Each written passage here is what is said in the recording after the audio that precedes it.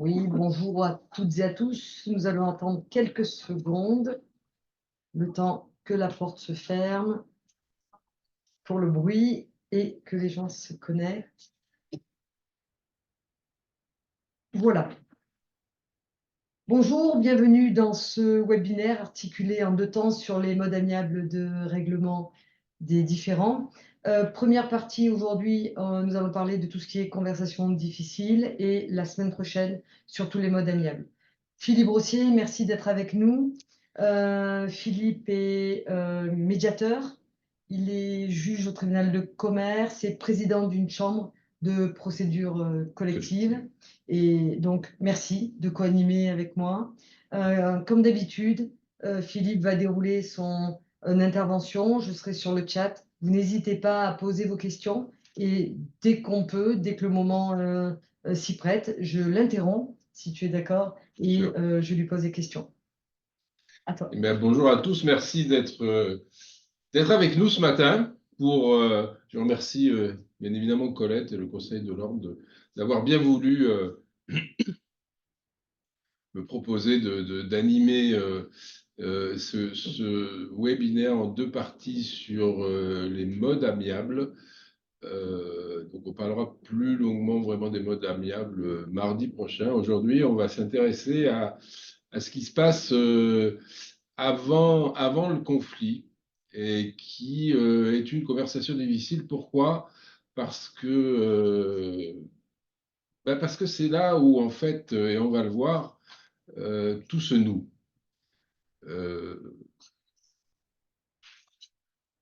Ce qui est important, c'est déjà, je voudrais, peut-être il y a le chat qui est en route. Est-ce que des conversations difficiles, ça vous parle? Est-ce que c'est quelque chose qui vous interpelle? Est-ce que vous en avez actuellement? Est-ce que vous en avez souvent? Est-ce que pour vous, une conversation difficile, c'est pas vraiment difficile? Ou est-ce que c'est vraiment compliqué? Si vous pouvez me donner quelques indications sur le chat, ce serait une bonne chose, au moins de se poser la question, qu'est-ce qu'une conversation difficile? Alors, une conversation difficile, on peut la définir en trois caractéristiques. Bien évidemment, il y a un désaccord. Mais il faut aussi un enjeu important et il y a toujours des émotions. Ça veut dire que les conversations difficiles, on les mène à tous les instants de la journée, en fait, que ce soit au travail, à la maison, avec les enfants, avec soi-même parfois. Mais pour je dirais illustrer ce propos, vous êtes dans le train, vous prenez le TGV, il y a quelqu'un qui est assis à côté de vous, qui fait beaucoup de bruit, et vous devez lui dire que s'il fait du bruit, il va sur la plateforme parce que c'est pas normal de déranger tout le monde. Voilà. Est-ce que vous pensez que ça, c'est une conversation difficile ou pas? C'est une question que je vous pose. On va peut-être attendre 2 petites secondes s'il y a quelques réponses. Ils sont timides, les experts comptables. Voilà. Donc, en fait, très clairement, ce n'est pas une conversation difficile. Parce que la personne qui est à côté de vous, pour vous, il n'y a pas d'enjeu. Vous la reverrez sûrement jamais. Donc, c'est peut-être une conversation désagréable, mais ce n'est pas une conversation difficile. C'est vraiment ces 3 critères qui sont importants. Il faut un désaccord, bon, ça, normal, sinon on n'a pas, c'est pas difficile. On a une conversation de comptoir, je dirais, elle n'est pas difficile. Il faut qu'il y ait un enjeu important et il faut aussi qu'il y ait des émotions. Alors, quelques exemples de conversations difficiles dans la vie professionnelle. Un feedback qu'on évite de ne pas donner, qu'on évite de donner pour ne pas casser la relation. Un supérieur hiérarchique qui ne respecte pas les règles, un collaborateur qui ne fait pas ce qu'on attend de lui, un client à qui on aimerait dire non, un entretien annuel qui s'annonce compliqué, un collègue qui nous énerve ou un chef qui nous micromanage. Tous ces exemples-là sont des exemples de conversations difficiles que l'on rencontre régulièrement dans notre vie de tous les jours et dans notre vie professionnelle. Et là, Philippe, on a déjà une remarque. Conversation difficile pour nous, experts comptables, c'est annoncer une augmentation d'honoraires.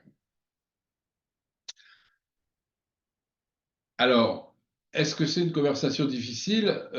Suivant les 3 critères qu'on a vus, Suivant les 3 non. critères, non. Mais pourtant, c'est difficile pour Mais nous, pourtant, experts c'est comptables. difficile pour vous, expert comptable. Parce qu'il y a un enjeu, c'est vrai, parce que il y a un désaccord, je ne sais pas, peut-être qu'il n'y en a pas au moment où vous allez faire l'annonce, et il y a des émotions, oui et non. L'enjeu le plus important, c'est de ne pas perdre le client pour vous, donc c'est vrai que ce critère-là est respecté. Les 2 autres, je n'en suis pas sûr. Mais effectivement, les suggestions que je vais vous donner, parce que je ne vais pas vous donner de solution, il n'y a pas de remède miracle, vont peut-être vous permettre de passer ce cap qui, pour vous, que vous considérez comme difficile, et c'est tout à fait respectable de le considérer comme difficile. Et on va essayer ensemble de voir comment on peut faire pour justement essayer de les gérer de façon plus gagnant-gagnant pour tout le monde, en fait. Alors, une autre question, là, au pied levé, et qu'est-ce que je fais quand un client ne souhaite pas respecter les règles? Encore une conversation difficile, quand on a un client qui va me dire: «Oui, mais mon voisin fait ça, mais faites ce que je vous dis, je vous paye pour ça». Ça peut être aussi Alors, je vous propose qu'on déroule un petit peu voilà. voilà les questions qui se Voilà, posent c'est des là. questions et on va y répondre au fur et à mesure du déroulement parce que vous allez voir qu'on peut avoir des réponses. Puis quelqu'un qui rebondit, pardon, et qui nous dit: «Mais si la discussion est annoncée à l'avance, c'est pas une discussion, une conversation difficile, pour moi». Réaction, hein, simplement. Voilà, exactement. Ça, c'est un point important qu'on verra, la préparation à cette discussion qu'on sait qu'on va avoir. Alors, les typologies de conversations difficiles, puisqu'on fait le lien avec ce qui vient d'être dit, ça peut être en fonction de la surprise. On s'y attend pas, puis quelqu'un vous interpelle et critique ce que vous avez fait ou vous emmène dans un débat que vous n'auriez pas voulu avoir. Donc ça peut être c'est une conversation difficile qui vient en fonction de la surprise, en fonction du pouvoir alors c'est le pouvoir du client sur le fournisseur, pouvoir du dirigeant sur ses employés, pouvoir de madame à la maison, ça arrive, hein, Ou de monsieur. ou de monsieur, voilà. Donc, en fonction du nombre d'intervenants, c'est pas la même chose d'avoir une conversation difficile avec, en vis-à-vis qu'avec 10 personnes autour d'une salle, et en fonction de notre implication à soi dans l'objectif que l'on met dans cette conversation difficile, le besoin qu'on a de la réussir ou pas. Alors, qu'est-ce que c'est? Comment on peut situer une conversation difficile dans l'escalade d'un conflit? Un conflit, c'est d'abord un problème qui se résout ou se résout pas, et s'il se résout pas, ça devient un désaccord. Si le désaccord, on ne trouve pas de solution, ça devient un conflit. Et si le conflit s'envenime, ça peut être violent. Et la conversation difficile, en fait, elle naît entre le désaccord et le conflit. Et ça, c'est très, très important. Parce que on voit là déjà que c'est le moment où, si on accepte d'avoir cette conversation difficile, on peut éviter le conflit. Et donc, puisqu'on parle ici aussi, et qu'on parlera la semaine prochaine des modes amiables, ça fait partie de l'anticipation pour essayer d'apaiser le conflit qu'on sent naître. Donc il y a plusieurs types de conversations difficiles. Il y a des conversations pénibles, c'est celle que je vous disais dans le train, hein, ça c'est une conversation pénible. Il y a une conversation difficile, c'est souvent au travail. Et puis il y a les conversations cruciales, c'est si votre associé, par exemple, vous avez une entreprise, vous avez un associé à 50-50, et en plus c'est votre frère, votre associé. Donc là, c'est vraiment des conversations cruciales, parce que si vous vous fâchez avec votre associé, bon, à la limite, c'est pas très grave, mais si en plus vous rompez le lien familial, c'est beaucoup plus embêtant, quoi. Donc il y a vraiment des différentes typologies auxquelles il faut prendre attention, et on mène pas les choses de la même façon en fonction de ces différentes typologies. Après, il y a celles qu'on évite, celles qu'on loupe. Parce qu'on peut les avoir, ces conversations difficiles, mais les rater, c'est-à-dire on va au conflit. Parce qu'on est passé en force, parce qu'on a le pouvoir de le faire, ou parce qu'on a perdu nos moyens. Donc on s'est fait enfermer justement et qu'on n'a pas su en sortir et qu'on a préféré la fuite quelque part et qu'on a perdu les moyens de la mener, cette conversation. Et puis il y a celles qu'on réussit, bien évidemment. Alors, que faire pour réussir une conversation difficile? Il y a un point qui est essentiel, c'est passer de la volonté de convaincre à la volonté de comprendre. Vous aviez la question de tout à l'heure, un client au niveau de l'augmentation, je crois. Comment on fait? Plutôt que de le convaincre que c'est important, essayer de comprendre pourquoi il la refuse. Quelles sont ses motivations? On va le voir plus tard. Pourquoi il dit c'est trop cher? Qu'est-ce qu'il y a derrière tout ça? Ça, c'est des choses qui s'est à creuser. Donc, il faut passer d'une conversation difficile à une conversation didactique, donc où on échange les points de vue. Et, il faut aussi passer de la certitude à la curiosité. Je pense que ça doit s'afficher au fur et à mesure. Oui, oui, j'y suis, Voilà. c'est que je regarde les questions en même temps. Je crois que les deux points les plus importants ici de ce slide, c'est passer de la volonté de convaincre à la volonté de comprendre. Et on verra comment ça se passe, ça. Et passer de la certitude à la curiosité. Je suis sûr que ça, c'est juste. Et pourquoi j'en suis sûr? Est-ce que c'est vraiment juste? Est-ce qu'il ne peut pas y avoir d'autres paramètres qui remettent en cause ma, comment dirais-je, ma certitude? Voilà. Et je crois que ce que tu viens de dire, ça répond à la remarque de Karine qui vient d'être faite et qui dit, moi, la conversation difficile, c'est en fait de me faire comprendre sur le travail que j'attends d'un collaborateur. Et elle me dit, ça doit venir de moi. Et je crois que ça répond en disant, peut-être, essayer de passer et de switcher de la volonté de convaincre à la volonté de comprendre. Absolument. Pourquoi est-ce que le travail qu'il fait ne me convient pas? Est-ce que c'est moi qui me suis mal exprimé? Est-ce que ça vient de moi? Est-ce que ça vient de lui? D'où peut-être chercher, voilà, avoir la curiosité, la curiosité, et passer de la volonté de convaincre en disant pourquoi cette personne ne fait pas ce que je lui demande? Est-ce que pour lui, on va le voir, c'est quelque chose qu'il n'entend pas, qu'il ne comprend pas? Est-ce que c'est une expression de votre part qui est mal formulée? Donc tout ça, on va le dérouler après. Ça va être dans nos outils en fait qu'on verra, hein, puisqu'on va voir les outils, les freins. Mais c'est une question très intéressante parce qu'effectivement, des fois on ne comprend pas et surtout on ne cherche pas à comprendre. Et c'est là l'erreur que l'on fait, et moi le premier, de vouloir convaincre en fait, alors qu'il faut écouter, entendre et essayer de comprendre ce qui se passe en face de soi. D'où la conversation de tout à l'heure ratée parce qu'on est allé trop vite ou qu'on n'a Voilà, pas compris. voilà. Alors, oui, mais comprendre quoi? Ouais, me dire, c'est bien gentil d'essayer de comprendre, mais moi, quand je demande que quelque chose soit fait, je n'ai pas besoin de comprendre. Il faut que mon collaborateur fasse ce qu'il faut, et c'est pas un souci. Ou à la maison, quand je dis aux enfants, il faut aller se coucher, c'est l'heure d'aller se coucher. Ou quand on veut aller au cinéma, voilà, qu'est-ce qui est important. Voilà. Et il faut comprendre ce qu'il y a, les gens ont des positions. Et alors là, on rentre un peu plus dans la médiation, mais pour comprendre les positions des gens, je vais repasser sur le slide d'après, peut-être que c'est plus parlant. Ouais. Celui d'après, on a nos pyramides. Et vous voyez que les pyramides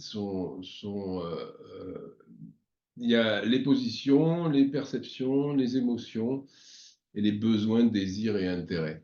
Donc, et en fait, quand on est dans une conversation difficile, dans un conflit, c'est parce qu'on reste sur ces positions. Je ne dis pas que ne pas rester sur ses positions et aller chercher des perceptions, comment on les ressent, les émotions, comment je me sens, les besoins, l'intérêt de l'entreprise, va permettre de réussir, mais au moins on aura été au fond des choses et on aura eu un échange moi, je dis toujours en médiation, il y a pas d'accord raté, en fait. Il y a deux personnes mais on le verra la semaine prochaine, mais juste une petite digression.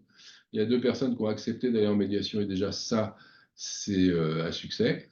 Après, je dis toujours, on a un accord de non-médiation ou on a un accord de médiation, mais on n'a pas de médiation ratée. Voilà. Et pourquoi? Parce que quand on descend, voilà, Je reviens sur l'autre. non, non, tu reviens, ça c'est bien, c'est parfait. Quand on descend dans les émotions, les perceptions, les besoins des uns et des autres, on arrive à trouver par la communication, par l'échange, ben, les intérêts communs, c'est la petite pyramide en violet qui est en bas, parce que ben, l'intérêt commun dans une entreprise, c'est que l'entreprise fonctionne, par exemple. C'est qu'on puisse garder un client important. C'est qu'on puisse, conquérir de nouveaux clients. Et ça passe aussi, ça fait partie des intérêts communs que chacun peut trouver. Et autour de ces intérêts qui sont communs à tous, on arrive à trouver des solutions pour se mettre d'accord. Et comment on fait ça? On va revenir peut-être au slide juste avant. Il y a un processus qui est matérialisé par cette fameuse roue de Futak, qui est le quoi, le pourquoi, le comment et le comment vraiment. C'est-à-dire le quoi, on le verra, c'est les faits. Qu'est-ce qui s'est passé? Le pourquoi, qu'est-ce qui ne va pas? C'est quoi l'émotion que j'ai? C'est quoi le besoin? Quelle est mon attente? Le comment, donc ce qui aurait pu être fait, comment on aurait pu le faire? Comment je me sens par rapport à ça? Et là, entre le pourquoi et le comment, il y a un coin de bascule, on va commencer à trouver des intérêts communs. Et après, ce qui est très très important aussi, c'est le comment finalement. Comment vraiment? C'est-à-dire que là, on a trouvé une solution, on se met d'accord, mais on va vraiment dans le détail de l'accord. On va chercher, vous savez, le diable se cache toujours dans les détails. Donc, on va chercher le diable dans les détails pour éviter que ça. Voilà. Et ça, ce petit diable qu'on est en train de chercher, apparemment, ça interpelle une consoeur qui nous dit, ce qui me paraît bizarre, c'est que j'arrive à me faire comprendre de mes clients, dont ce n'est pas le métier, alors que j'ai du mal à me faire comprendre de mes propres collaborateurs qui sont du même métier que moi. Oui, Alors, comment me mais faire entendre ou comprendre sans déclencher un litige, pardon. eh ben, moi, je pense que vis-à-vis de vos clients, vous avez une position de sachant. Et donc, ben, cette position-là vous permet d'asseoir votre qualité. Et donc, ben, le client, c'est normal, il fait appel à son expert comptable qui est quelqu'un qui a le savoir, qui peut l'aider, qui peut aller sur la prévention des problèmes qu'il peut avoir. Et puis, votre collaborateur, c'est quelqu'un avec qui vous travaillez quotidiennement, qui a une formation qui, certes, n'est peut-être pas la même que la vôtre, mais dont les bases sont à peu près quand même identiques. Hein, donc, euh, voilà, c'est plus difficile. Donc, la position n'est plus la même. Et donc, il faut aller chercher des ressorts, des émotions, des motivations, essayer de comprendre pourquoi ce collaborateur ne vous comprend pas. Et peut-être que en allant le questionner, en allant parler, on va le voir tout à l'heure, en posant un certain nombre de questions d'une certaine manière d'ailleurs, on arrive à dénouer, ou tout au moins avoir le dialogue. Si vous voulez comprendre, c'est avoir une conversation difficile. Ça ne veut pas dire qu'on va résoudre le problème. Ça veut dire qu'on va poser le problème, on va s'écouter mutuellement et on va peut-être trouver une solution ou peut-être pas. Mais c'est pas grave parce que vous trouviez une solution et à ce moment-là, il n'y aura pas de conflit. Et si vous ne trouvez pas de solution, il n'y aura pas de conflit non plus puisqu'il va y avoir séparation des deux. Donc, dans les deux cas, vous évitez le conflit. Le plus important, c'est d'accepter d'avoir cette conversation difficile. Et c'est difficile, moi le premier. Hein. C'est peut-être aussi être capable de dire à quelqu'un, mais en fait, explique-moi, qu'est-ce que tu comprends Voilà, pas dans ce que je te dis? voilà.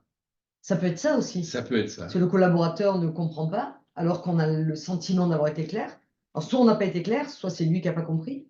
Mais comme on ne comprend pas ce qu'il ne comprend pas, ça peut générer Exactement. un conflit inutile, alors que peut-être que si on est amené à lui dire, explique-moi ce que tu ne comprends pas, qu'est-ce que tu ne comprends pas dans ce que je te dis, ça peut peut-être clarifier des situations et être bien en amont d'une conversation Tout à difficile. fait. Absolument. Quelle heure il est? 9h20, il est temps, hein? Donc, est-ce que les premiers slides que nous avons déroulés, quoi qu'on a le temps, on a le temps. Oui, il y en a quand même un petit peu, hein. Non, mais Donc, c'est pas grave, voilà. avant, c'est plus. Donc, on va essayer d'avancer. Quels sont les outils qu'on a à notre disposition pour mener ces Voilà. conversations? Alors, d'abord, se connaître. Comment on réagit soi-même face à une conversation difficile? Est-ce qu'on s'énerve? Est-ce qu'on est plutôt fuyant? Est-ce que bah, c'est plutôt quelque chose qu'on n'a pas envie de mener? Et qui est autrui pour vous? La personne qui est en face de vous, avec qui vous allez avoir cette conversation? Est-ce qu'il représente une menace? Est-ce que c'est une richesse pour vous? Est-ce que c'est un fardeau? Est-ce que c'est une opportunité? Vous avez un collaborateur qui a son premier poste dans un cabinet. La conversation difficile qu'il va avoir avec son recruteur, ben, elle est difficile parce que pour lui, il y a une opportunité, il y a la menace de dire ben, je ne vais pas être embauché, ou quand vous allez voir le premier client, qu'est-ce qui va se passer? Donc, c'est à la fois comment on se sent nous et comment on perçoit l'autre par rapport à ça. C'est important de se poser la question. Et en fonction de ça, comment on réagit par rapport à une menace? Alors, c'est un peu comme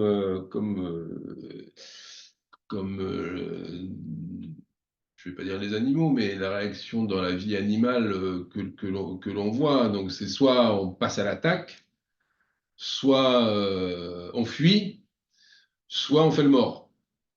Ben, c'est un peu la même chose, quoi. Dans une conversation difficile, soit on va agresser la personne en face parce que c'est notre manière de nous défendre, soit on va fuir la conversation et en disant bah, ça ne m'intéresse pas ou j'ai pas envie de te parler, soit on va faire le mort, c'est-à-dire on va rien dire et puis on va laisser passer l'orage et puis on va continuer comme c'était avant et puis on dit bah, on verra bien dans 3 jours si ça recommence, c'est pas très grave. Donc c'est 3 situations qu'on peut avoir et c'est pour ça que c'est important de se connaître pour savoir dans ces situations comment nous on réagit. Est-ce qu'on réagit de façon agressive? Est-ce qu'on réagit en fuyant ou est-ce qu'on réagit en disant bon, ça va passer, c'est pas très grave. Je sais pas, Alors là, du coup, on a une consoeur très assidue et qui apparemment est vraiment captivée par ce que tu dis, parce Ah, que ça génère énormément de merci. questions. Et Karine nous dit, je suis considérée comme un chef attentif, mais autoritaire. Par rapport à ce que vous dites, je pense que j'ai une crainte d'être trop virulente dans la discussion. Je tiens à mon équipe et à mes collaborateurs, qui sont adorables, mais je prends beaucoup sur moi. Alors, comment doser cette attitude, en fait? Ben, peut-être simplement en leur demandant comment vous vous sentez, vous, quand je vous interpelle ou que j'ai une attitude autoritaire. Quel est votre... comment réagissez-vous? Quel est votre ressenti? Voilà. Quel est votre ressenti? Comment vous vous sentez quand je vais vers vous et que je vous dis ça, ça va pas, il faut faire autrement?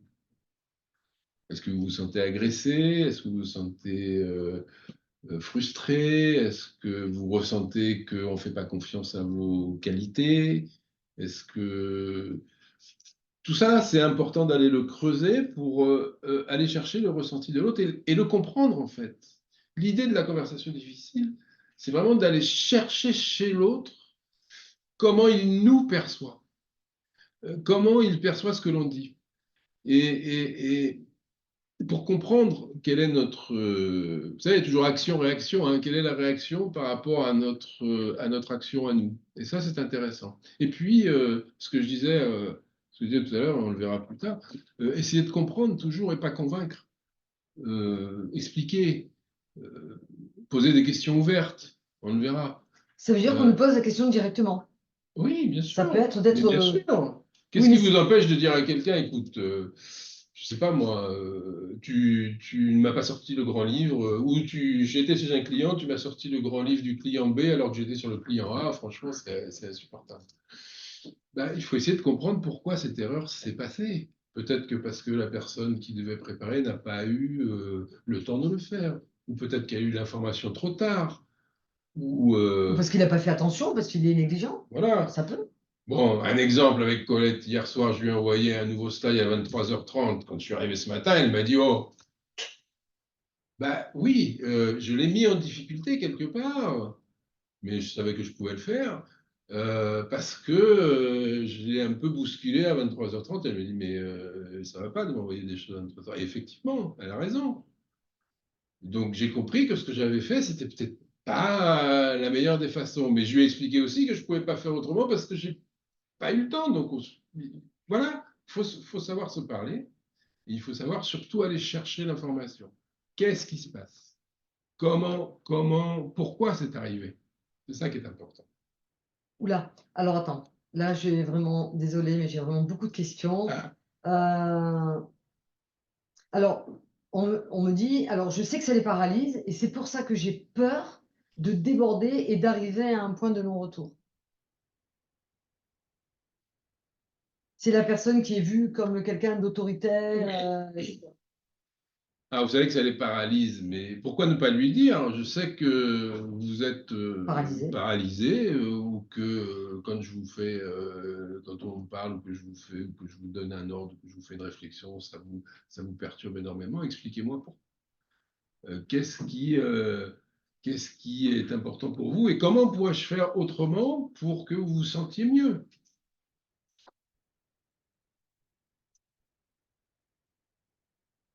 Non, non, on est C'est bon. bon? C'est quelqu'un qui nous parle de communication non violente de Rosenberg. Absolument. C'est exactement ça. Alors, comment on gère la compétition ou comment les gens se positionnent en fait euh, dans une relation?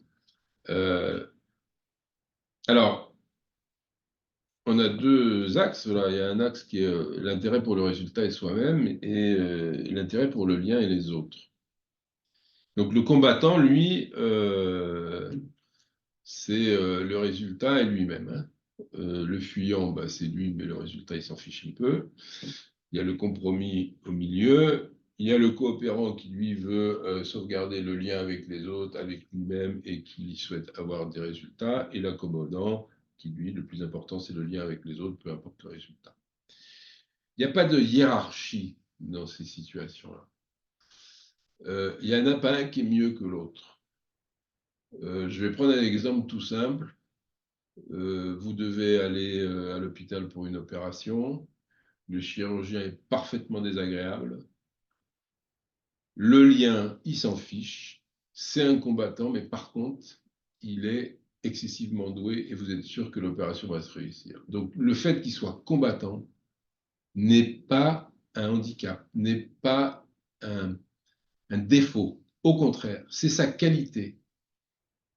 Donc, tout ce positionnement de combattant, de coopérant, de compromis, d'accommodant, de fuyant, il n'y a pas de négatif, en fait. C'est des situations, c'est des attitudes que l'on a en fonction de la relation que l'on a vis-à-vis du résultat, vis-à-vis de soi-même, vis-à-vis du lien, vis-à-vis des autres. C'est quelque chose que on doit ressentir. On se dit, bah, lui, il est plutôt en compromis, ou cette personne-là, elle est plutôt accommodante. Mais celui qui est dans le compromis, il n'est pas plus fautif ou plus désagréable ou moins performant que celui qui est accommodant ou celui qui est combattant. C'est juste qu'ils se situent par rapport à eux-mêmes dans des situations, dans des cases différentes. Et alors, là, on arrive dans la matrice, si tu veux passer le slide d'après, s'il n'y a pas Oui, de oui, c'est questions. juste que j'ai quelqu'un qui nous entend mal. Je suis Ouais. désolée. Pourtant, le micro, Est-ce que je parle peut-être pas assez On va fort le mettre là. On ou... va essayer de le mettre là et on va Voilà, voir. n'hésitez pas à Voilà. me le dire, c'est un défaut que j'ai. Euh, Et donc, les conversations difficiles, je vous ai mis des mots là, des verbes là. Il y a comprendre, convaincre, accepter, éviter, et qui se font, et qui se font, je dirais, qui sont disposés, confronter. C'est la confrontation, c'est ce qu'on voyait tout à l'heure, c'est le combattant, c'est celui qui veut du résultat et qui est vraiment très centré vers lui-même, quoi. Celui qui évite, c'est le chiant de tout à l'heure. Celui qui veut convaincre, c'est l'accommodant. Ceux qui acceptent, c'est plutôt, j'ai plus le slide, voilà, pardon, le convaincre, c'est plutôt le compromis, et l'accepter, c'est plutôt l'accommodant. Comment vous, comment vous qualifieriez le point d'interrogation? Qu'est-ce que ça pourrait être pour vous? Allez, on fait un petit jeu de minutes, là, un petit... Allez, répondez Voilà. Qu'est-ce que sans ça trop pour... réfléchir. Voilà. Qu'est-ce que ça pourrait... Voilà. Pour le coopérant, là. Qu'est-ce qu'on pourrait mettre comme verbe en face de coopérant dans le slide d'après? Qu'est-ce qui vous vient à l'idée instinctivement? Oula. Alors, attends, on a le médiateur, le conciliateur, alors il y a coopérer, Ouais. convaincre, Ouais.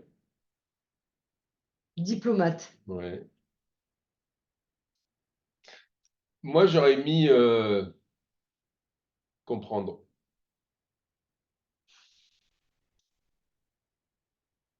Essayer de comprendre.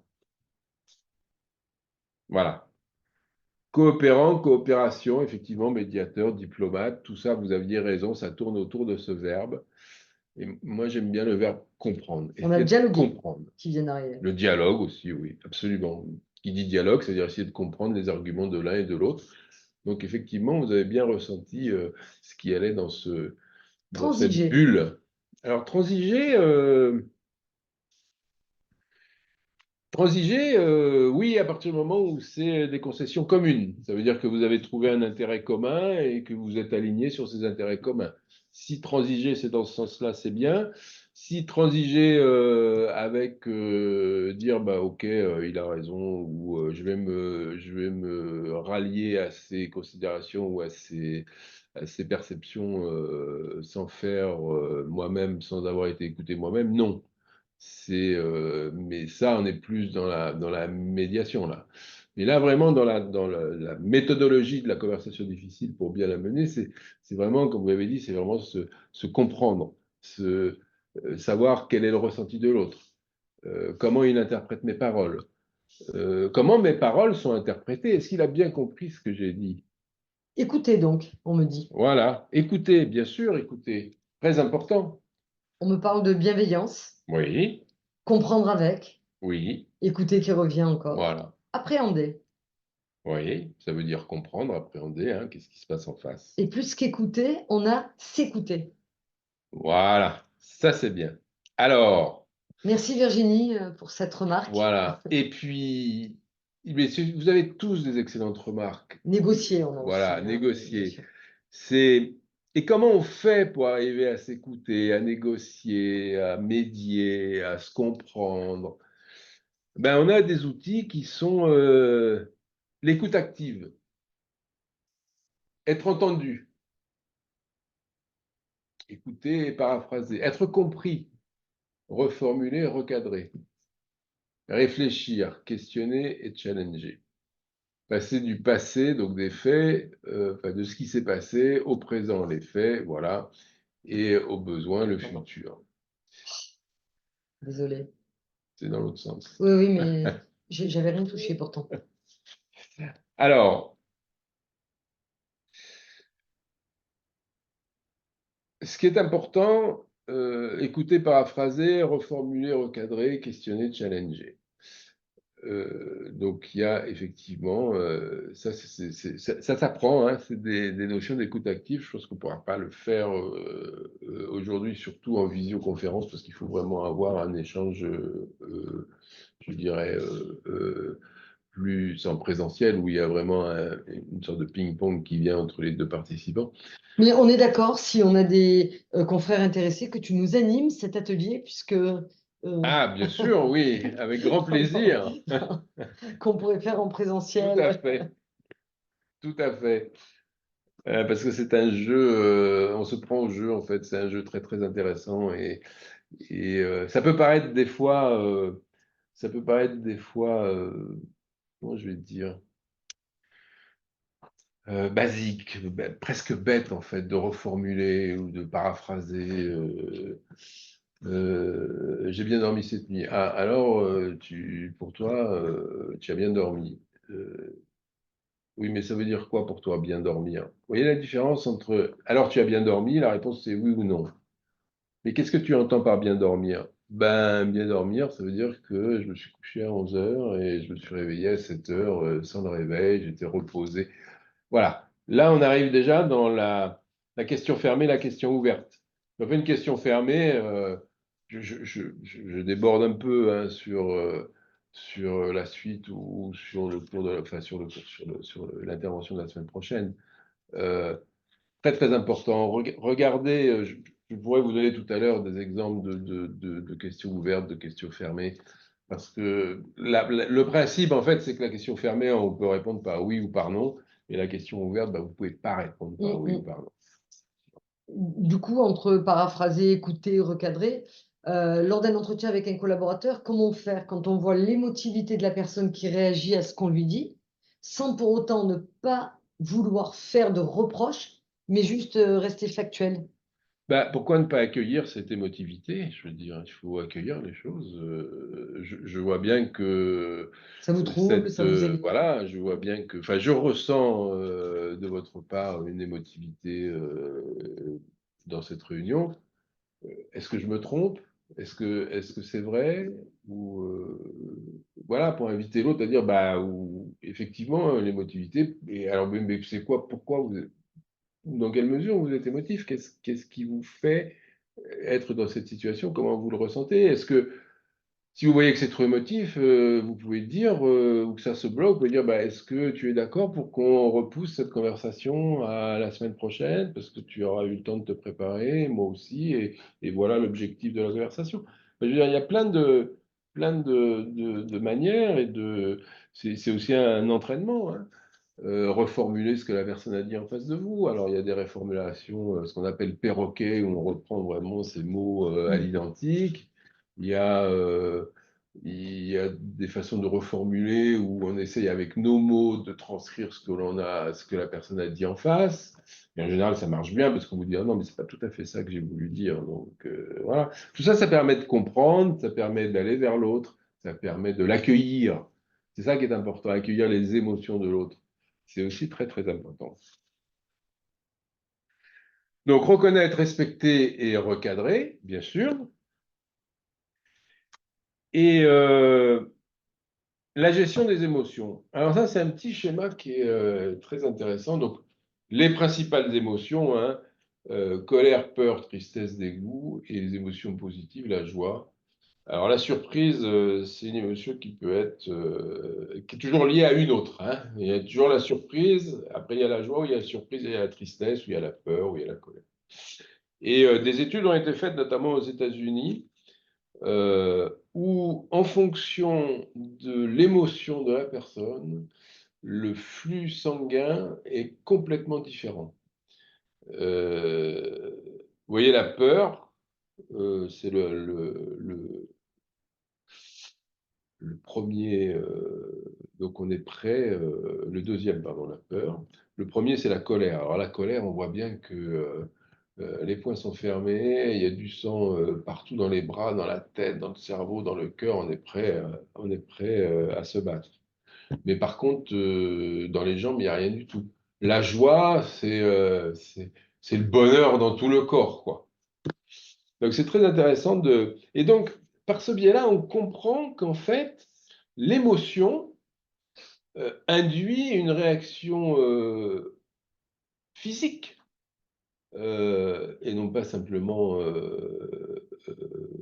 comment dirais-je, pas psychologique, mais voilà, enfin, je veux dire, le fait d'être en colère, ça induit un afflux de sang dans le haut du corps, et donc ça influe dans notre réaction. Donc c'est important de comprendre que être en colère, c'est pas simplement, simplement avoir de la colère, mais c'est que dans son corps, il y a des manifestations différentes en fonction des émotions que l'on a. Et ça, je trouvais que c'était très intéressant pour bien faire comprendre qu'en fait, il y a vraiment des paramètres et comme dire, des observations qui permettent de clarifier ou tout au moins de quantifier qu'est-ce qui se passe dans votre corps en fonction de vos émotions. Mais du coup, j'ai une question là. Accueillir toute l'émotivité pourrait être aussi à double sens. Comment se protéger quand on est seul devant tous? Oui, c'est une excellente remarque parce que c'est vrai que accueillir l'autre, il faut aussi nous protéger. Ben, nous protéger, c'est se créer une sécurité, c'est se créer un cadre. Et à l'intérieur de ce cadre, on le verra en médiation, on se sent dans une bulle de protection en fait. Donc, vous êtes en face d'une dizaine de personnes, là, vous créez votre cadre, vous définissez en fait le cadre de la réunion, l'objectif, ce que vous pouvez faire, ce que les autres peuvent faire, est-ce qu'ils peuvent vous interrompre, prendre la parole, pas prendre la parole. Est-ce que vous pouvez leur couper la parole? Est-ce que, voilà, vous définissez tout ça, vous demandez l'accord de tout le monde, un accord verbal exprimé, hein, pas simplement un hochement de tête. Et en général, ça sécurise les choses, à la fois pour vous et pour les autres. Et c'est une manière de se protéger, en fait. Donc, on parlait tout à l'heure de communication non violente de M. Rosenberg. Ben voilà, c'est le fameux OSBD, hein, observer sans évaluer, exprimer ses émotions, exprimer ses besoins et faire sa demande. Donc ça c'est vraiment la clé en fait de cette communication non violente. C'est un échange qui est très très difficile en fait parce qu'on a beaucoup de mal à exprimer ses émotions, tous autant que nous sommes. On a beaucoup de mal à observer sans évaluer, sans juger. De quoi avons-nous vraiment besoin? Ça, c'est pas si évident que ça à définir. Et puis faire une demande claire et comprise, bah, c'est compliqué aussi. Mais c'est des outils qui nous permettent d'avoir un échange serein avec nos interlocuteurs. Et bien évidemment, notre cadre à nous, donc nos croyances, nos besoins, nos valeurs, qui vont bien évidemment influer sur, je dirais, les valeurs, par exemple, c'est quelque chose de très, très ancré chez nous et on a du mal d'aller contre. Et quand on va aller toucher nos valeurs, en général, la conversation devient très, très difficile. Donc, il faut connaître notre cadre de référence et savoir jusqu'où on peut aller et jusqu'où on ne peut pas aller. Mais c'est pareil pour la personne qui est en face de vous, elle a aussi ses valeurs, ses besoins et ses croyances. Alors, qu'est-ce qui les freins? Voilà, on a vu beaucoup de questions en disant mais comment je fais, pour pouvoir mener à bien cette conversation.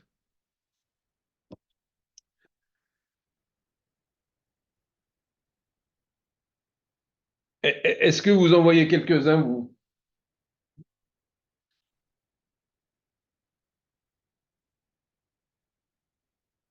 Allez, on fait comme tout à l'heure, dans l'instantanéité. Est-ce À quoi que, pensez-vous? voilà, comme ça,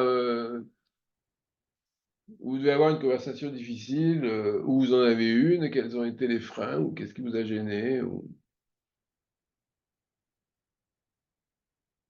Bon, les experts comptables n'ont pas de conversation difficile, ils n'ont pas de frein. ils n'ont pas de frein, tout au Ils n'ont moins. pas de Donc ça, c'est frein. bien.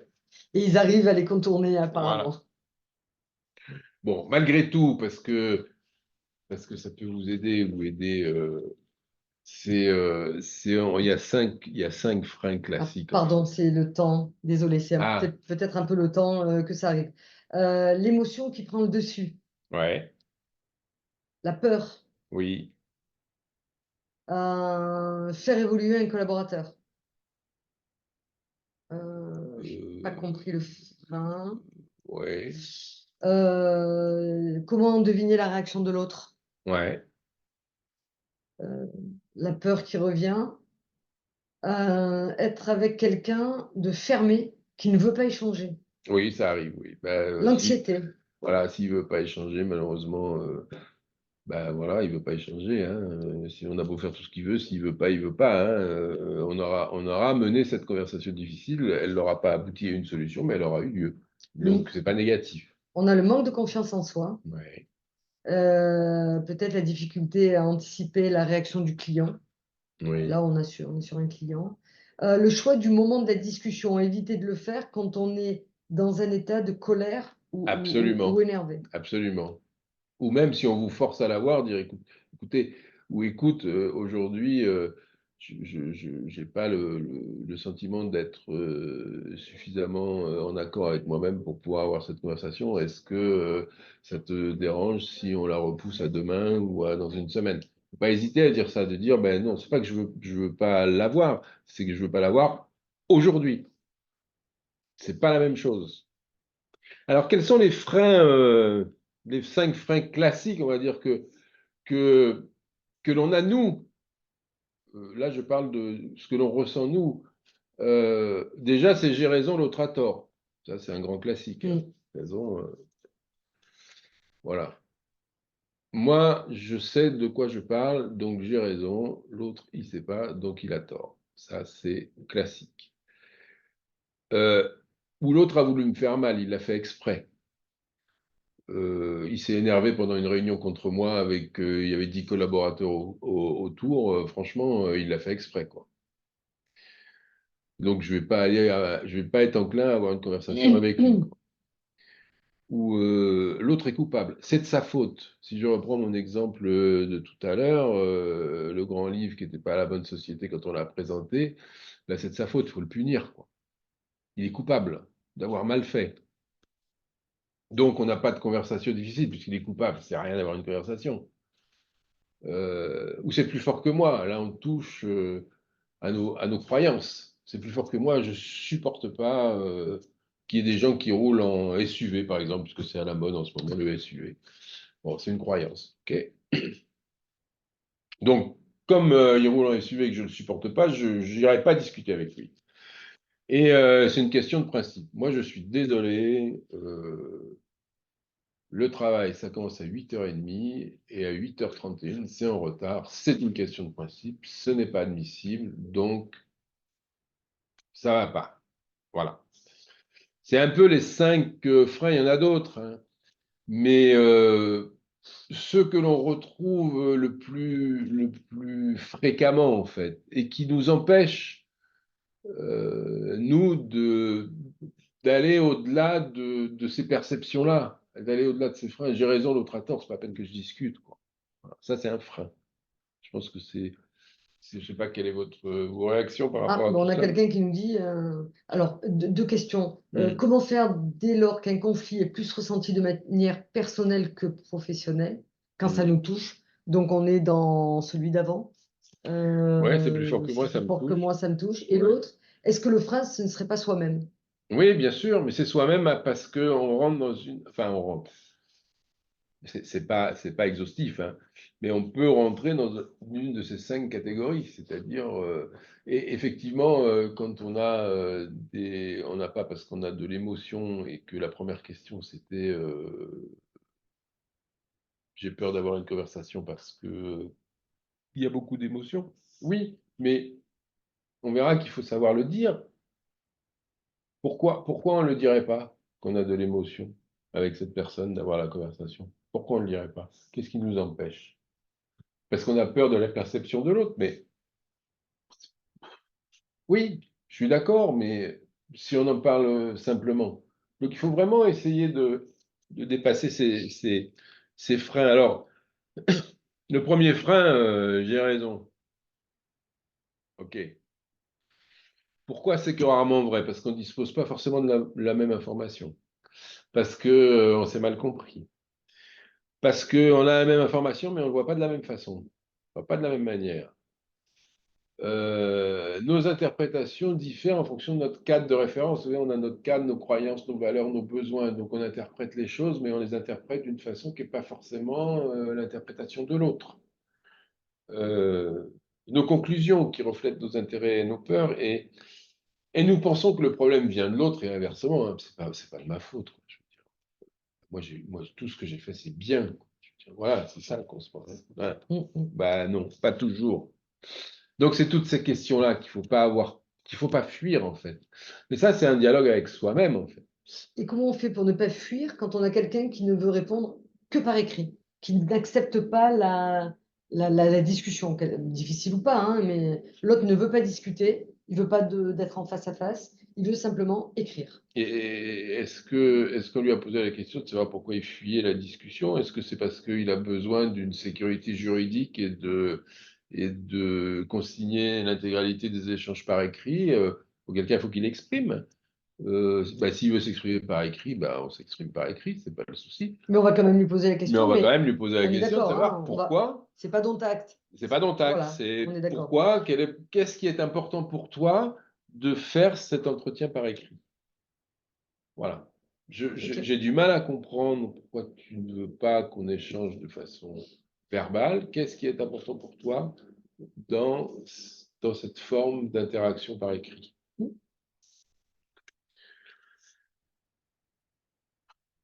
Donc, comment faire? Hein, on va passer un peu de temps parce que voilà, j'ai raison, parce que c'est intéressant. Donc, on a vu, on ne dispose pas de la même information, nous ne sommes pas compris. Donc, comment faire? Passer de la certitude à la curiosité, essayer de comprendre le récit de l'autre. Au lieu de dire comment peut-il penser une chose pareille, dites qu'est-ce qu'il fait qu'il pense de cette manière? Ce n'est pas du tout la même façon de voir les choses. Accepter les deux versions. Et donc, l'idée du monde est complexe, bien sûr. Adopter la version de l'autre ne signifie pas abandonner la sienne. Le fameux en même temps.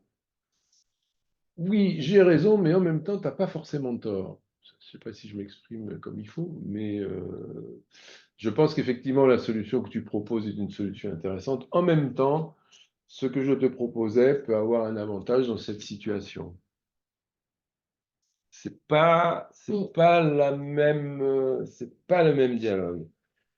Et ça, j'aime beaucoup cette phrase, en fait. C'est parce que je pense que ça résume tout et que c'est une phrase extraordinaire. C'est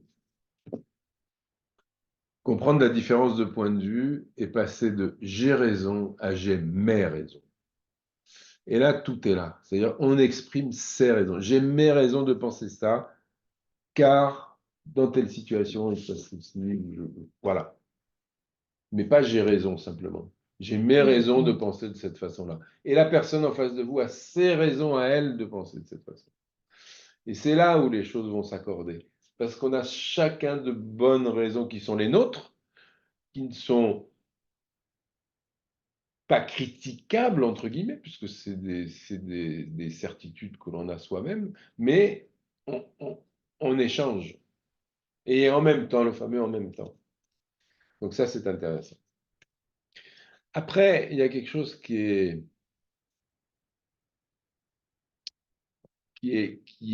aussi, qui joue énormément, c'est il l'a fait exprès. C'est l'intention. On mélange souvent l'impact et l'intention. J'ai été blessé devient il a voulu me blesser. Ou je me suis senti humilié devient il a voulu m'oublier. C'est classique, quoi. Or, si quelqu'un a voulu nous faire du mal, on va réagir durement, plus violemment que s'il l'a fait par erreur. Donc, et les conséquences sont les mêmes. Donc, parler des intentions de l'autre, on ne les connaît pas, elles sont invisibles, et croire que les bonnes intentions corrigent l'impact, non, pas forcément. Quelqu'un qui dit dans une réunion, je trouve que tu as mal agi dans cette situation. Peut-être qu'il n'a pas eu l'intention de vous agresser ou de vous humilier, ou il a simplement constaté un fait, mais il n'a pas mesuré l'impact de ce qu'il allait dire. mais il ne l'a pas fait exprès quelque part. Et donc, c'est essayer là encore, d'accepter sans interpréter. Oui, effectivement, il m'a dit ça. Mais on peut là aussi rebondir. Je me sens blessé quand tu parles de ça. Est-ce que c'était ton intention? Est-ce que tu l'as fait volontairement? Ou lui dire, bah écoute, je me suis senti mal à l'aise vis-à-vis des collaborateurs. La prochaine fois, si tu peux, on peut avoir cette conversation en tête à tête. C'est exactement ce que j'allais dire, Philippe. Voilà. Quand on a un reproche à faire à un collaborateur, quand on a des bureaux de 2, de 3, de 4, ou même pire, des open, je dirais spontanément, on ne va jamais faire une remarque désobligeante. Hein. C'est Non. pas une remarque de tous les jours qui va mettre mal à l'aise un collaborateur, et surtout que l'autre va entendre, ou que les autres vont entendre, et ça va le mettre dans une situation délicate, parce que les autres vont avoir une interprétation de ce qu'on a dit, qui ne sera peut-être pas fondée, parce qu'on l'a dit à la personne et non pas aux autres.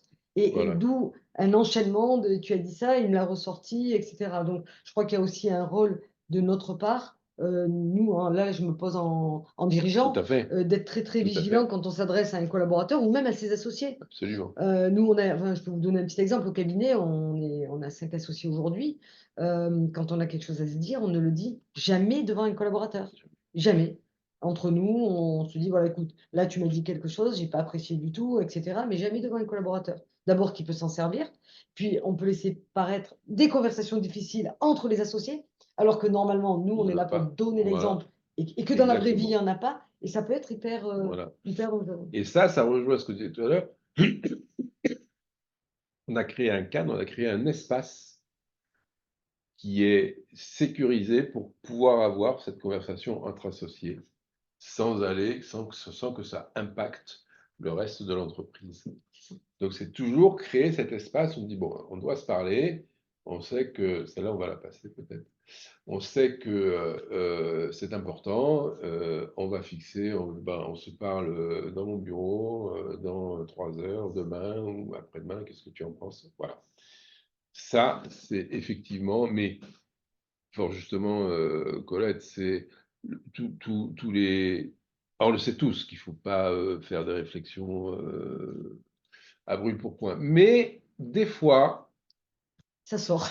ça sort, c'est la surprise, on l'a vu tout à l'heure, où je dirais qu'on a il y a certaines professions ou certains services dans des grandes entreprises, dans des entreprises notamment de BTP ou des grandes entreprises commerciales ou des réunions de commerciaux, et des fois ça fuse parce que ils ont des valeurs ou des comportements vis-à-vis du travail qui ne sont pas les mêmes que les nôtres. Donc ça aussi, il faut l'appréhender. Donc effectivement, ça peut arriver. Nous, je dirais que on fait attention en tant que chef d'entreprise d'avoir des conversations qui soient, je dirais, respectueuses et normées, mais des fois, ça peut arriver que dans un service, sur un chantier, les choses fusent et que bah, il faut savoir à ce moment-là l'avoir et désamorcer les choses.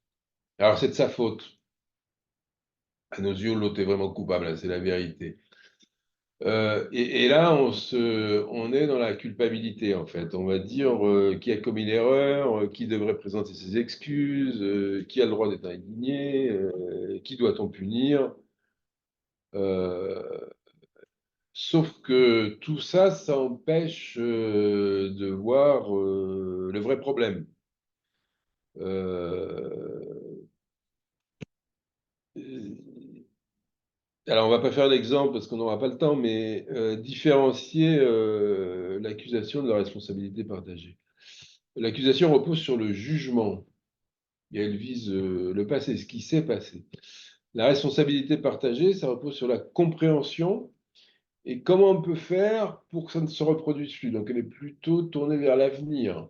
Donc, on n'a pas, je veux dire, c'est pas la faute d'une seule personne. Hein. C'est comme qu'il y arrive un accident grave ou un accident d'avion. C'est une succession de petits problèmes qui font que c'est devenu un gros problème.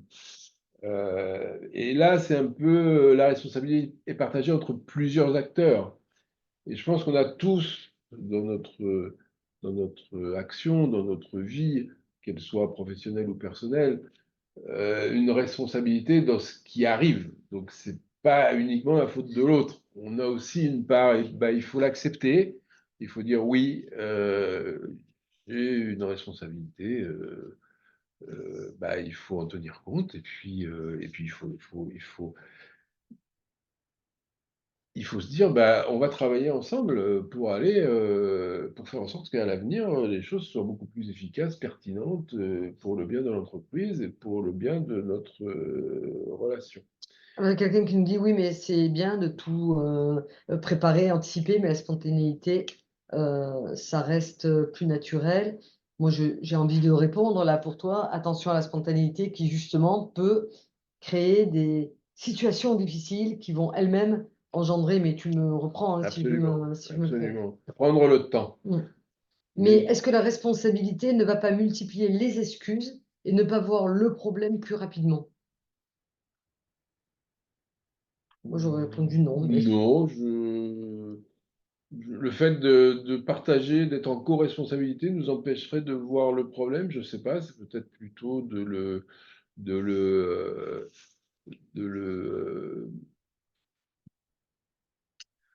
justement de le partager et de dire, OK,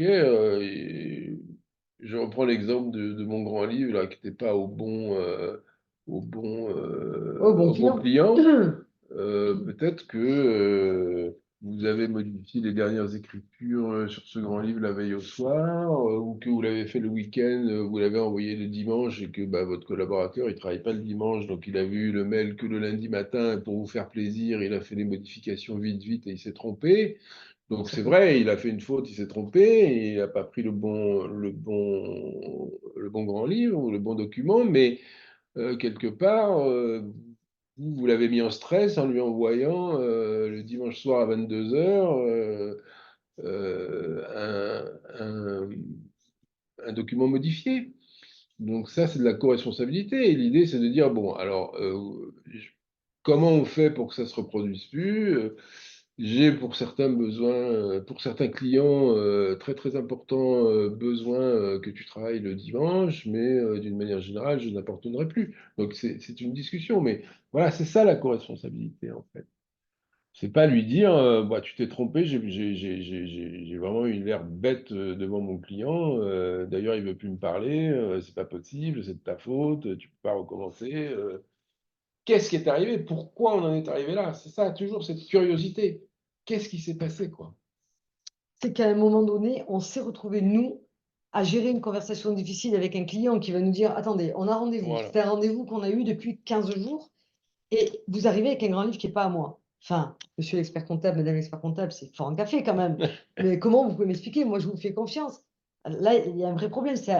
Pour nous, ça peut devenir une conversation difficile parce qu'il y a eu une maladresse, parce que là, le collaborateur, c'est pas du tout une intention de nuire. Je l'imagine même pas. Encore que, hein, tout reste possible. Mais voilà, ça peut nous mettre aussi dans la panade. Et là, c'est la colère quand on va arriver au cabinet en disant, mais dis-moi, Eh oui, tu te fous de moi, je te demande un grand voilà, livre, tu m'envoies celui de l'autre, je me suis retrouvée exactement. comme un couillon devant le client. C'est vrai qu'on peut se laisser emporter par la colère parce que nous-mêmes, on a été mis dans une situation un peu Bah, difficile on et a qui été pour mis, nous voilà, pour lui, c'est pas acceptable voilà, qu'on parte exactement. avec parce qu'on a la confiance et qu'on parte avec un document qui n'est pas du bon client, ben, ça le fait pas. Donc, bon, aujourd'hui, Absolument. heureusement qu'on arrive à vite à se connecter en disant, écoutez, ça me fait Voilà, louper, je vais vite me voilà. connecter. Mais, On se rattrape. exactement. Voilà. On va passer Ouais, après, bon, il y en a qui disent à la... oui, mais bon, le problème, c'est qu'il y en a qui ne sont pas concentrés, donc Ouais, ils font un peu n'importe on quoi. va- Oui, mais envoyer un mail un dimanche soir relève plutôt de la simple politesse ou du savoir-vivre. Ça ne se fait pas. Sans quoi, c'est vrai, ça ne se fait pas. Oui, absolument. Mais qui peut dire que ça lui arrivera jamais? Oui, et là, Hein? Et moi, je dis, je vais pas envoyer ma présentation à Colette hier à 23h30. Puis j'ai dit, bah si, quand même, il faut que je lui envoie, quoi. oui, Voilà. On n'a pas eu de conversation difficile ce matin. non, du tout. Mais c'est un peu ça, j'aurais dû me prendre avant. J'ai une part de responsabilité dans le fait que tu avais souhaité, elle me dit, mais tu m'as tout changé, c'est pas possible. Voilà. Je n'ai Non, pas dit sur ça, ton Philippe. non, Alors, Mais en plus, ton PowerPoint était beaucoup mieux que le précédent Voilà. que je comprenais pas. Voilà. Donc, moi, il faut des PowerPoint que je comprenne bien, que Voilà. j'arrive à relire. Non, mais après, c'est à ta décharge, et tu peux le dire, ton associé qui devait intervenir t'a fait faux bon et tu as dû Oui, intervenir au c'est pied vrai. levé. Mais bon. Donc, quand tu m'as expliqué ça, tu as été conversation très facile. Voilà. Le pauvre, il a travaillé toute la nuit pour nous donner Voilà. un PowerPoint. Et là, alors, Edwige nous dit, là, en effet, dans ce que je disais tout à l'heure Ouais. de l'exemple, tu as ta part de responsabilité de ne pas avoir contrôlé avant. C'est pas Aussi, faux. c'est pas faux, Justement, bien ça sûr. peut être aussi dans la conversation de dire bah, pourquoi j'ai pas contrôlé. Voilà. Mais bon, c'est vrai, c'est vrai. Donc il faut, voilà, l'idée, elle est là, il y a plein de paramètres, il faut les accepter en Le fait. respect. On Voilà, parle beaucoup le de respect, respect. tout à fait. Être respectueux de l'autre Oui. doit résoudre bien des problèmes. Bien entendu, Oui. il y a manière et manière de dire les choses. Voilà, on va aller Oui, j'y vais. au 36 là. J'ai pas du numéro, moi. T'as pas de numéro 200, Hop. hop, voilà. Mais c'est vrai, le respect, oui, c'est important, bien évidemment, mais c'est la base. Et je dirais, le respect, bah, c'est savoir écouter l'autre, c'est savoir l'entendre, c'est savoir le comprendre, c'est savoir rebondir sur ce qu'il dit, savoir nous aussi exprimer ce qu'on ressent. C'est tout ça, en fait. Et c'est tout ça, une conversation difficile. Donc, pour éviter le plus possible, alors là encore, c'est pas la panacée, hein, c'est une réflexion. Passer de avoir raison à avoir ses raisons, j'en ai parlé. Séparer l'intention de l'impact. Est-ce que c'était voulu ce que j'ai ressenti? Est-ce que la personne en face de moi a voulu faire quelque chose de mal ou a voulu m'impacter de cette façon ou a voulu m'humilier de cette façon? Passer de la culpabilité à la co-responsabilité, c'est-à-dire il n'y a pas un coupable, mais il y a deux responsables, entre guillemets. Passer des émotions aux besoins, ok, je suis en colère, mais de quoi j'ai besoin pour que je sois plus en colère? Et le cinquième point, qu'est-ce que cela dit de moi? Donc, se poser la question comment je réagis face aux conversations difficiles et essayer de dire, ben, là, je sais que je vais réagir comme ça, donc il faut que je fasse ça comme ça. J'aime bien le 6 ou le 9, c'est parfait. Le 6 en bas, il y en a un qui voit un 6, l'autre qui voit un 9. Mm. Ils regardent tous les deux la même chose, mais ils n'interprètent pas de la même façon. C'est ça, en fait, et comprendre ce qui se passe. Puis la co-responsabilité, ça me fait rebondir sur ce que disait Edwige tout à l'heure. Bah, tu aurais dû vérifier. C'est peut-être à un moment donné dire à un collaborateur, bon là, franchement, je me suis retrouvée vraiment, c'était ballot avec un. Mais en même temps, c'est Exactement. moi qui l'ai présenté, j'aurais dû vérifier. Mais après, pour rebondir sur ça, on doit pouvoir s'appuyer sur nos collaborateurs. Mais Bien comme sûr. on dit souvent, la confiance n'exclut jamais le contrôle. Absolument. Et c'est vrai que à un moment donné, il peut dire, mais vous êtes le patron, vous auriez dû vérifier que ce que je vous ai envoyé. Voilà. Et si on arrive à le dire en amont, à dire aux collaborateurs, bon, là vraiment, c'était pas bien parce que, mais j'aurais dû vérifier la prochaine fois, je Voilà. le ferai. Ça dit, bah, ok, j'entends, mais lui, il entend qu'il s'est trompé Voilà. et il a entendu que j'aurais dû vérifier. Peut-être que bah, si finalement, c'est pas si grave que ça. Donc, enfin, je sais pas, hein, moi, c'est comme ça que je l'analyse. Hein. L'important, c'est qu'on ait gardé le client. Et Voilà. quelqu'un me L'intérêt répond, commun des deux, c'est de garder le client. et quelqu'un me répond à juste titre, déléguer, ce n'est pas se décharger. Et c'est pourquoi j'ai dit immédiatement Oui. que la confiance n'exclut pas le La contrôle. confiance n'exclut pas le Parce qu'on contrôle. peut déléguer, se décharger, mais vérifier quand même, puisque quand même, au bout du bout, c'est quand même nous qui signons, qui argumentons, etc. Exactement. Et je suis complètement d'accord avec ça. Effectivement, parce que vous avez une responsabilité légale qui est excessivement importante et que donc il faut bien que ça c'est un des cadres et une des valeurs de votre profession, c'est qu'il faut bien que vos collaborateurs aient conscience de ça et de l'importance que ça représente. Donc, en un mot ou en une phrase, passer de la volonté de convaincre à la volonté de comprendre. Qu'est-ce qui s'est passé? Alors, la méthode, comment on fait?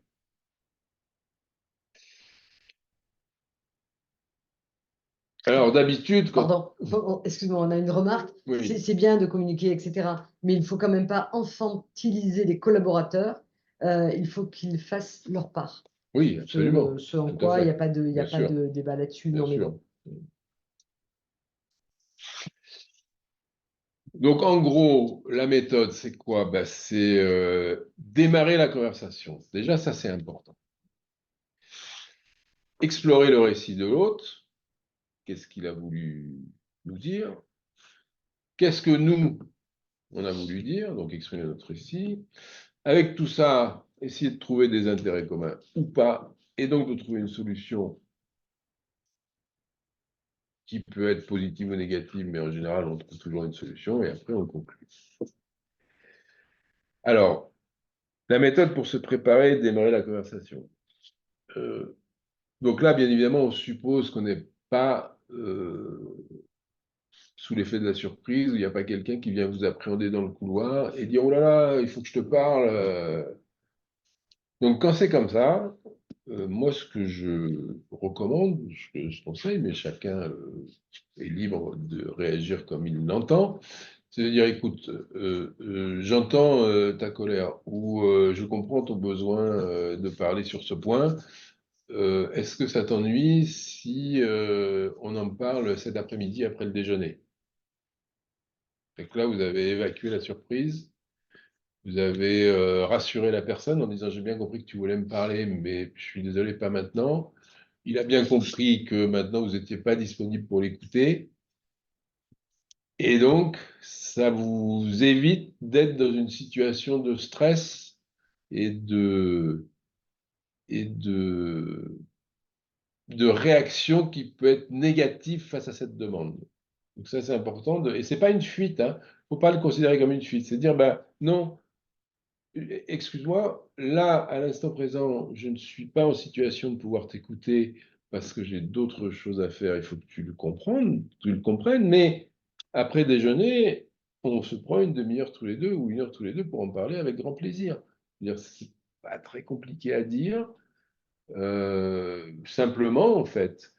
Et bien évidemment, il ne faut pas que la personne en face de vous dise il ne veut pas parler. Donc, il faut lui expliquer gentiment que ce n'est pas parce que vous ne voulez pas lui parler, mais c'est parce que là, vous avez quelque chose à faire, en fait. Vous lui dire j'ai ça à préparer.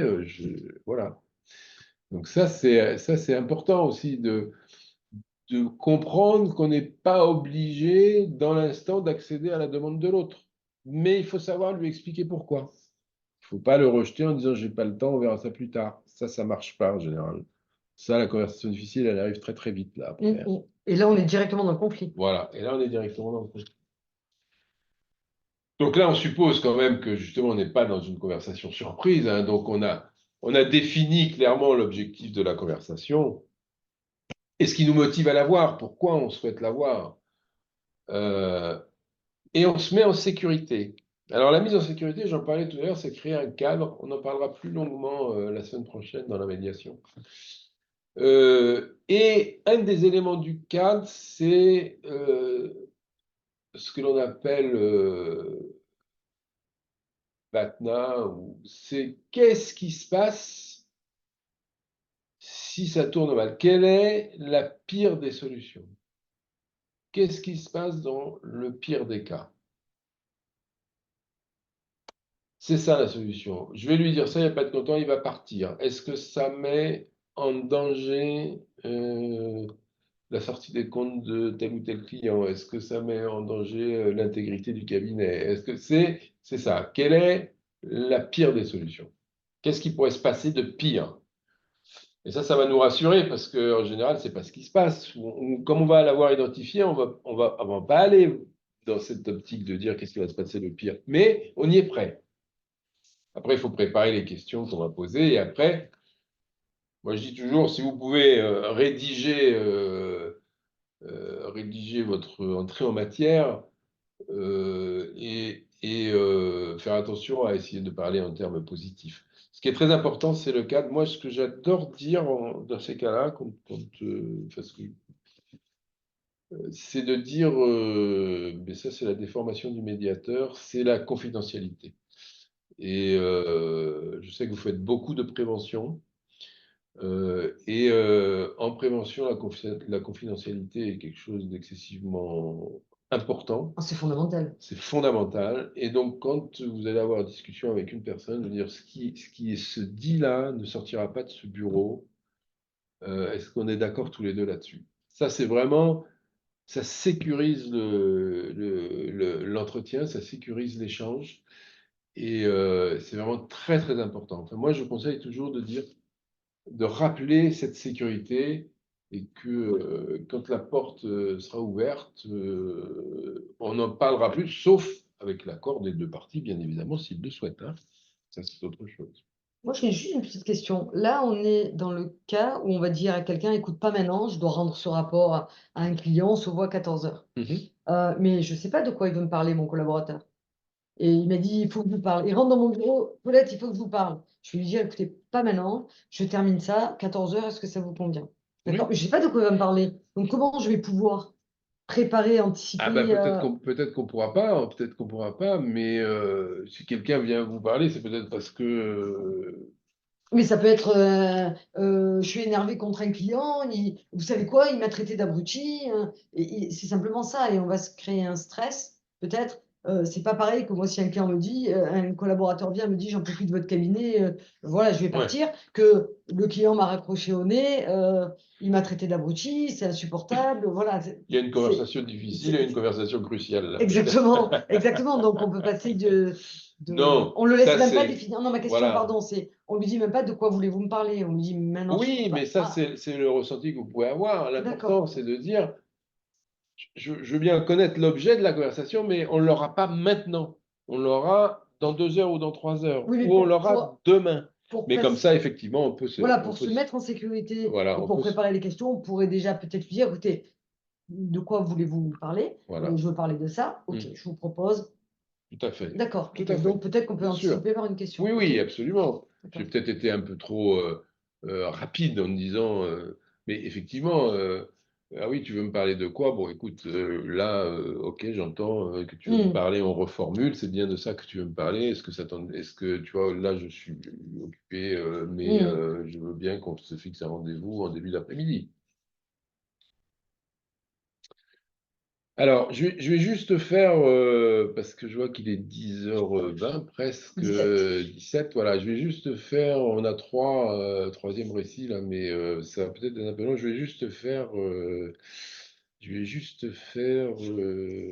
Dis-moi. euh, Hmm. Marie à son collègue, peut-être ça va être plus parlant, Pas Nicolas? non, pas Nicolas, on va faire, Ouais. Samia non plus. non, non, non, Ah, on va remonter je remonte. si tu peux, ouais, voilà, Marie. encore. Voilà, Encore encore, un coup. encore. Voilà, on va faire le message implicite de Marie. Non, encore une fois, pardon. Voilà. Marie dit à son collègue, tu m'as crié dessus devant toute l'équipe, on en a parlé, je suis outré, tu ne cesses de vouloir me dévaloriser, je ne le supporte plus. Donc, qu'est-ce que ça veut dire une phrase comme ça? On peut l'interpréter, bien évidemment, hein, c'est pas là encore.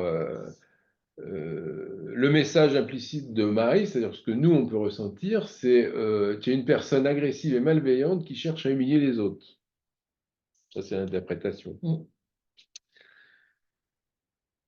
La réponse possible de la personne en face, je ne te permets pas de m'insulter, c'est pas mon problème si tu manques de confiance en toi. Ok, c'est des réponses possibles.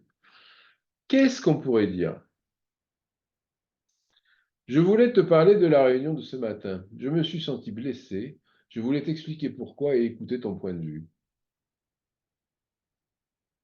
Qu'est-ce que vous en pensez? Alors, c'est une gymnastique. C'est pas facile.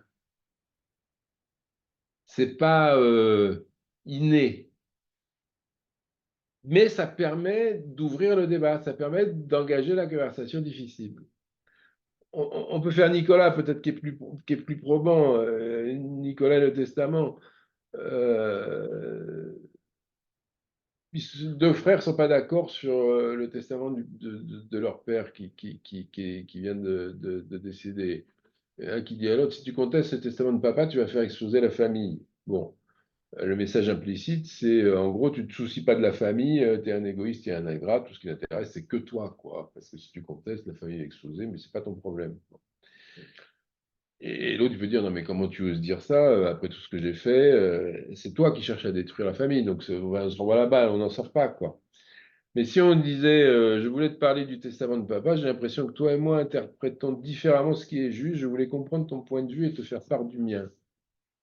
On est toujours dans la même démarche, essayer de comprendre, essayer de dire, bah, il a ses raisons de penser ça. Qu'est-ce qui fait, qu'est-ce qui l'amène à penser de cette façon? Alors, je vous l'accorde, c'est pas facile. C'est ce qu'on me dit, très difficile avec l'émotion, mais bien sûr que la réponse tombe sous le sens. Voilà, c'est pas C'est facile. l'émotion qui prend le dessus. Voilà, c'est l'émotion qui prend le dessus. C'est pour ça que notre pas de côté, c'est intéressant de faire un pas de côté et de dire ah oui, mais bon, je ne peux pas maintenant, mais je verrai dans une heure, ou je ne peux pas, ou il faut que je m'absente un quart d'heure, je reviens pour justement pouvoir prendre un peu ce recul, souffler et dire bon, on va essayer de ne pas réagir brutalement, ou on va pas réagir. Je me connais, d'où l'importance de dire se connaître soi-même, comment on réagit face à une difficulté. Je vais me mettre en colère, ça va partir en vrille. Donc il faut mieux que je me calme à un instant et qu'on reprenne cette conversation plus tard. Donc c'est aussi important de se connaître. Et là, on a une remarque par rapport à Marie, tout à l'heure. Oui. Ça peut ouvrir la discussion, mais je n'ai jamais vu en pratique, étant donné que l'agressivité est née dès le début. Donc, comment désamorcer? L'accueillir, il suffit d'accueillir cette agressivité. Je te sens agressive envers moi, est-ce que tu peux m'expliquer pourquoi? C'est peut-être trop direct, mais je te sens agressive envers moi. Est-ce que tu peux, comprendre ce que je ressens quand tu es agressé avec moi? Et que moi aussi, ça me mène dans une situation de mal-être. Donc, je voudrais qu'on en parle. Est-ce que tu es d'accord pour en parler? Peut-être qu'on pourra en parler dans une heure ou dans 2 heures. Mais est-ce que pour toi, c'est une discussion que l'on peut avoir? Ou alors, si vraiment, OK, on n'est pas d'accord, mais qu'est-ce qu'on en fait? Qu'est-ce qu'on fait de ce non-accord? Comment on travaille ensemble avec ça? Quels sont nos intérêts communs? Quelles sont nos motivations? Moi, j'ai eu dans des médiations des conversations très, très difficiles où c'est même parti sur des choses très, très dures. Et en fait, l'idée, c'est de dire, OK, on a entendu ce que vous dites, mais qu'est-ce qu'on en fait maintenant? Vous avez été, à l'époque, ça a été même sur pas des insultes, mais presque. Je dis, OK, vous avez insulté, vous avez été très désagréable, mais qu'est-ce qu'on en fait? Comment on gère ça? C'est la question qu'il faut se poser. Soit on revient toujours, soit on fuit, soit on dit bah, ça va passer, soit on agresse, soit on fait un pas de côté, on dit bon, OK, là je ne suis pas psychologiquement prêt à te répondre, ou j'ai du travail, ou j'ai autre chose à penser. Enfin, il ne faut pas le dire comme ça, mais il faut avoir le souci de décaler cette conversation, ne pas de la fuir, hein, de la décaler dans 2 heures ou dans une heure ou le lendemain. Toujours très compliqué, je pense, de réagir à chaud. Bien sûr. Même si j'ai beaucoup de remarques, oui, mais il faut pas laisser passer la spontanéité, oui, mais quelquefois on peut pas se retenir, oui, mais, oui, mais. Mm. Et c'est vrai que ne pas répondre tout de suite, ça permet aussi, nous, quand on a été énervé, en colère ou blessé, de ne Absolument. pas être dans le jus tout de suite et d'avoir des mots aussi qui peut-être, pour le coup, ne seraient même plus une conversation difficile, mais là, du coup, on pourrait même plus faire un pas en arrière parce qu'il y a des choses, quand elles se Voilà, disent, tout à fait. elles sont dites et c'est très difficile de revenir. Et C'est j'ai une pas. remarque, Oui. pardon, le principe semble-t-il, pardon, de toujours renvoyer la balle à l'autre en reformalisant sous forme de question. Est-ce que Le- ça peut être, est-ce que ça peut être le principe et semble-t-il de toujours renvoyer la balle Alors, je à dirais l'autre? pas renvoyer la balle, mais effectivement, permettre à l'autre de lui dire est-ce que j'ai bien compris? Je vais vous donner quelques exemples. Là, on va avoir 2 ou 3 minutes, mais c'est vrai que je vais essayer de retrouver quelques exemples dans mon téléphone. Donc, voilà, peut-être, effectivement, la reformulation est importante. Donc, on va aller très, très vite. L'étape 1, c'est donc de poser ce cadre et de se préparer. L'étape 2, bah, il faut passer de la volonté de comprendre, de la volonté de convaincre, pardon, à celle de comprendre. Donc, il faut inviter la personne à parler, l'encourager, le relancer, le reformuler, résumer pour vérifier que vous avez bien compris et pour qu'il se sente écouté et poser des questions pour creuser et comprendre ses motivations. Après, il faut s'exprimer soi-même. Donc, je vais passer vite, malheureusement, hein. Exprimer votre récit.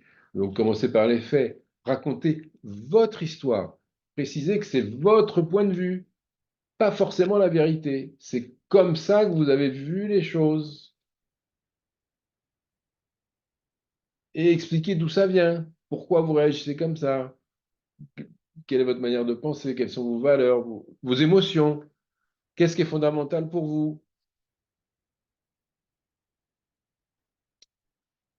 Voilà. Et après, bien évidemment, il faut trouver une idée, hein, et c'est là que là où ça devient extraordinaire, c'est que il faut vraiment s'empêcher de rien.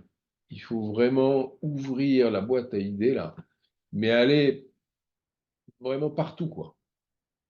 Imaginer des choses inconcevables peut-être ou irréalisables, c'est pas grave. Là, c'est le coworking. Là, on a eu une conversation difficile, on a trouvé des intérêts communs, on veut essayer de trouver une stratégie pour résoudre le problème qui nous a opposés. Et là, comment on fait? Et donc là, c'est la boîte à images qui sort, quoi. Il faut y aller. Et puis, une fois qu'on a trouvé ça, bah, il faut conclure, hein, donc, si on a eu, tu peux, Pardon. après, voilà. Si on a eu un projet commun identifié, bah, il faut avancer sur ce projet commun. S'il y a eu des pistes abordées qui demandent des réponses, bah, il faut se revoir et venir avec des réponses. Et s'il y a eu ni projet ni piste, bah, peut-être c'est parce qu'on n'a pas pu ou qu'on n'était pas dans le move pour pouvoir trouver des solutions. Donc peut-être qu'il faut prendre le temps d'y réfléchir et reprendre un rendez-vous. Et dans tous les cas, bien évidemment, il faut rester à l'écoute et rester connecté. Il y Alors, a des faux. je sais que tu es pressé, mais il y a juste une question. Oui, bien Est-ce qu'à un sûr. moment donné, il faut savoir reprendre le contrôle? Oui, bien sûr. Bien sûr. Bien sûr. En l'expliquant, c'est toujours la même chose. Là, on a une question, et je pense que cette question-là, tout le monde se la pose, mais j'aurais envie de répondre, mais je vais te laisser répondre parce que à quoi bon respecter une médiation-conciliation quand on sait d'avance que la personne va camper sur ses positions sans aucune concession? Spontanément, j'aurais répondu, si on part du principe qu'on a la réponse à la question qu'on va poser ou pas poser, c'est même pas la peine d'y aller. Absolument. Il faut y aller, quoi qu'il arrive, Voilà. et accepter la médiation, la conciliation, mais ça, c'est ma réponse, mais qui Voilà. n'est peut-être pas la tienne. Absolument. Il faut dépasser euh, nos croyances quelque part en disant de toute façon, il ne voudra pas négocier. J'en sais rien. Je ne sais pas. D'abord, pourquoi il ne veut pas négocier? Ça veut dire quoi pour lui, pas négocier? Qu'est-ce que ça dit de lui qui ne veut pas négocier? Quelle émotion, s'il va en négociation, il ressort? Quel besoin il a de ne pas aller en... Est-ce que c'est un besoin identitaire? Est-ce que c'est un besoin professionnel? Est-ce qu'il y a un personnage dont on n'a pas connaissance qui tire les ficelles? On ne sait pas pourquoi. Donc il faut pas, il faut au contraire, il faut dire, bah, écoutez, je comprends que vous n'ayez pas envie, mais est-ce que je peux quand même vous exposer ma vision des choses et j'aimerais bien entendre la vôtre. Donc, c'est toujours important d'essayer. Ben, il faut essayer de nouer le dialogue, mais je reconnais que c'est pas facile. Ce sont des outils. Ça n'a rien je veux dire, de doctrinal. C'est pas un dogme. Ça s'applique pas forcément à tout le monde. Chacun doit y trouver la façon de se positionner, de réfléchir. Mais l'idée, l'idée, c'est de se dire, voilà, je vais essayer de comprendre. Qu'est-ce qu'il me dit? Voilà. Et il faut toujours s'ajuster en permanence. Je crois que c'est, c'est important aussi de parler on va remonter une phrase. Voilà. Pardon, ouais. C'est important de parler avec vos pairs, avec vos associés, avec les personnes qui sont en transversale avec vous, en disant voilà ce qui s'est passé, dans la mesure où la confidentialité est possible, hein, la non-confidentialité est possible. Hein. Magique. Et c'est intéressant, quoi. Et s'ajuster, alors le mot juste a donné justice, mais aussi et surtout justesse. Voilà. Donc, voilà ce que je voulais partager aujourd'hui avec vous. J'espère que je vous ai pas trop Saoulé? Non. saoulé, Écoute, embêté. vu le nombre de questions, et je peux te confirmer qu'on a perdu personne à quelque chose près, on n'a quasiment pas perdu Merci beaucoup. Hein. de personnes. Très instructif, on me dit, intéressant. Peut-être qu'avec le comité prévention, parce que la conversation difficile, pardon, ça fait aussi partie de la prévention, Bien en sûr. tant des difficultés des entreprises que de nos collaborateurs, de nos clients, Oui. etc. Peut-être qu'on a été un peu optimiste en prévoyant 1 h 30. Il aurait fallu peut-être qu'on prévoit plutôt un web de 2 heures. Mais si vraiment ce sujet vous intéresse et si vous avez envie qu'on aille plus loin, Philippe nous a donné un accord, on peut très bien aussi le lancer en présentiel. Alors là, ce sera vraiment par contre en comité réduit parce qu'on ne pourra pas le faire à 300, mais Non. peut-être avec une 25 trentaine, personnes, 30 voilà, une personnes. 25-30 personnes. Donc, si parmi vous, il y a 25-30 personnes qui sont vraiment intéressées par ce sujet, on peut prévoir un atelier de 3 heures, peut-être avec des jeux de rôle et des Tout à fait, questions-réponses. absolument. Et si, voilà, n'hésitez pas à nous faire savoir, un petit mail, soit au comité, soit directement à Malika Toiti. Et au moins, on pourra l'organiser, bien entendu. Donc, voilà, intéressant. Merci. Attends les Merci. slides. Voilà. Pardon, attends les slides, bien entendu. Oui. Philippe les a mis à notre disposition et on vous les enverra. Alors, Voilà. n'hésitez pas si vous avez des questions. Il doit y avoir mon adresse LinkedIn. De toute façon, si vous tapez Philippe Brossier, vous allez me trouver sur LinkedIn. Moi, je suis à votre disposition quand vous voulez. En fait, je vous répondrai peut-être pas dans la minute. Je vous prendrai un petit temps de. Je vous dirai, j'ai bien entendu votre demande. Je vais vous répondre. Non, on n'aura pas de conversation difficile et franchement, merci de votre écoute. Je vous avoue que j'ai toujours compliqué pour moi le distanciel. Et donc, voilà, j'ai peut-être pas été aussi convaincant ou Je pense que oui. direct. Je pense que oui, vu le nombre Voilà. de questions d'intervention, je pense que oui. Après, peut-être que le timing, euh, nous, au comité, quand on en a parlé, on a peut-être mal évalué le timing qu'il faudrait. Mais voilà, il y a plein de gens qui me disent, mais nous, on veut le faire en présentiel. Donc, on va sonder, on va voir. Et vu les réponses, merci, c'était bien. Très intéressant. Ben, Ça veut dire qu'il n'y a pas de débat sur ton intervention. merci Philippe, beaucoup. merci infiniment. Non, Et merci Colette, à la semaine merci de m'avoir prochaine. invité. À la semaine prochaine. Je vous souhaite une bonne semaine à tous. Et si certains d'entre vous sont là aussi la semaine prochaine et que vous souhaitez reparler de cette partie-là, ce sera avec grand plaisir. Voilà, je vous souhaite une bonne journée. Bonne journée à tous. Au revoir.